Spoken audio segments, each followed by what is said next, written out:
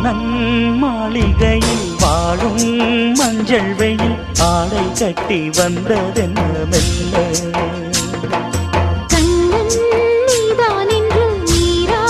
வந்தாள் என்று காதல் கதை ஜாடைகளில் சொல்ல மாலை கண்மயங்கும் வேளை மங்கை நதி